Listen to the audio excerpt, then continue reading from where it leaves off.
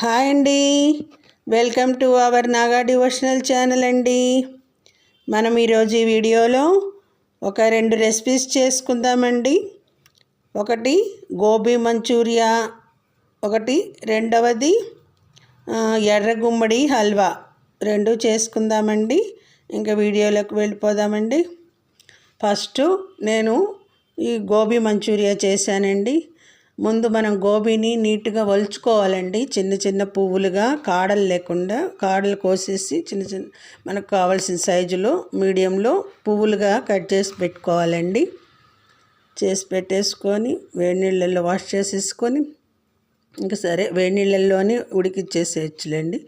వేడి నీళ్ళల్లో నీళ్ళు పోసి హాట్ వాటర్ పోసి నీళ్ళు పోసేసి దానిలో కొంచెం పసుపు వేసేసి ఉప్పు వేసేసుకొని బాయిల్ చేసుకోవాలండి. హాఫ్ బాయిల్ చేసుకోవాలండి. 50% హాఫ్ బాయిల్ అయ్యేలా చేసేసుకొని స్టవ్ ఆఫ్ వేసేసుకొని స్ట్రైన్ చేసి పెట్టేసుకోవాలండి. వడగట్టి పెట్టేసుకోవాలి వాటర్ అంతా.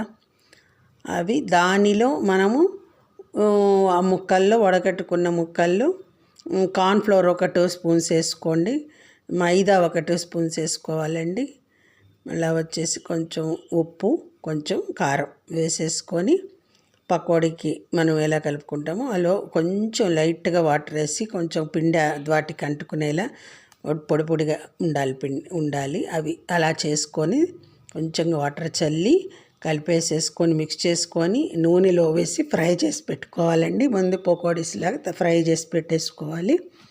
తర్వాత మళ్ళీ పాన్లో ఆయిల్ వేసేసుకొని వెల్లుల్లి ముక్కలుగా చేసుకొని క్రష్ చేసి పెట్టుకున్న వెల్లుల్లి, మళ్ళీ వచ్చేసి అల్లం ముక్కలు వేసేసి ఫ్రై చేసుకోవాలండి. పచ్చిమిర్చి ముక్కలు వేసి ఫ్రై చేసిన తర్వాత ఆనియన్ ముక్కలు వేసేసి ఫ్రై చేసేసి ఎర్రగా ఫ్రై అయిన తర్వాత మనము దానిలో ఒక స్పూను టమోటా సాసు, ఒక స్పూను దాన్ని మనకి క్వాంటిటీని బట్టి వేసుకోవాలండి. ఒక స్పూను నేనైతే కొంచెంగా ఒకరికి ప్రిపేర్ చేశానండి. ఒక స్పూను టమోటా సాసు, ఒక స్పూను సోయా సాసు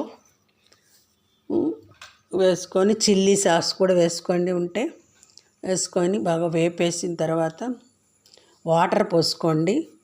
వాటర్ పోసేసి తర్వాత మనకి కొంచెం చిక్కపడడానికి కార్న్ఫ్లోర్ని కలుపుకొని వాటర్లో లూజ్గా కలిపేసి పోసేయండి. చిక్క అవుతుంది, జ్యూసీగా అవుతుంది. చిక్కగా అయిన తర్వాత దానిలో ఒక స్పూన్ వెనిగర్ వేయండి.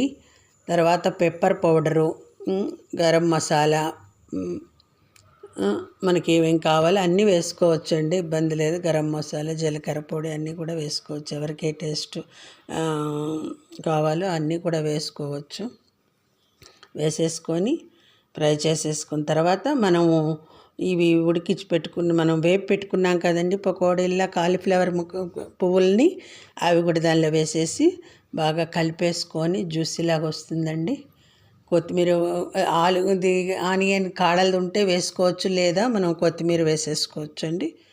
వేసేసుకుంటే ఇలా బాగా జ్యూసీలాగా చేసుకొని మనకి ఫుడ్ కలర్ కావాలంటే ఫుడ్ కలర్ వేసుకోవచ్చండి.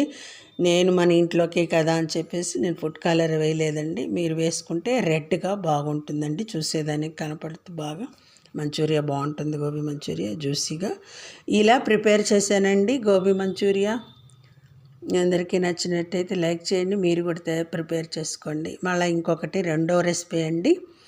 ఇలా ఎర్ర గుమ్మడి హల్వా చేశానండి. మనకి ఎర్ర గుమ్మడి, పండు గుమ్మడికాయ ఉంటుంది కదండి, దాన్ని మనం తురిమి పెట్టుకోవాలండి. తురుముకొని పెట్టేసుకున్న తర్వాత బౌల్లో మనకు నెయ్యి, నూనె అన్ని ఏది కావాలంటే అది వేసుకొని ఫ్రై చేసుకోవాలండి. తురుముకున్న గుమ్మడిని ఫ్రై చేసి పెట్టుకోవాలండి. తర్వాత దానికి తగ్గట్టుగా బెల్లం రెడీ చేసి పెట్టుకొని ఆ బెల్లం కూడా వేసుకొని బాగా ఉడికించుకోవాలండి. బాగా ఉడికించుకున్న తర్వాత అది బాగా ముద్దగా తయారవుతుందండి.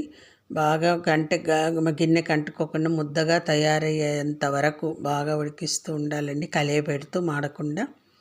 దానిలో ఇలాచి, కాజు ఇవన్నీ వేపు పెట్టుకున్నవన్నీ వేసుకోవాలి. ముందుగా వేపు పెట్టుకోవాలి. కాజు, జీడిపప్పు, ఏమేమి డ్రై ఫ్రూట్స్ కావాలో అవన్నీ వేపు పెట్టుకొని దానిలో వేసేసుకొని బాగా ముద్దగా అయ్యేంత వరకు ఉంచి స్టవ్ మీద, తర్వాత స్టవ్ ఆపేసేసి మనము బౌల్లోకి తీసేసుకోవడం, అంటే సర్వింగ్ బౌల్లోకి తీసేసుకొని ఈ డ్రై ఫ్రూట్స్తో గార్నిష్ చేసేసుకుంటే ఇటు ఎర్రగుమ్మడి హల్వా రెడీ అయిపోతుందండి.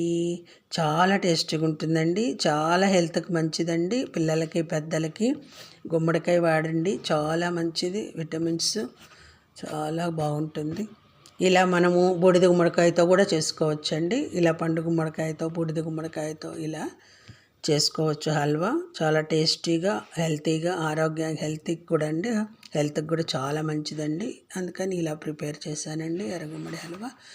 ఇదండి ఈ 2 రెసిపీలు మీకు నచ్చాయని అనుకుంటే, నచ్చితే వీడియో లైక్ చేయండి, షేర్ చేయండి, సబ్స్క్రైబ్ చేయండి. Okay, thank you all, bye.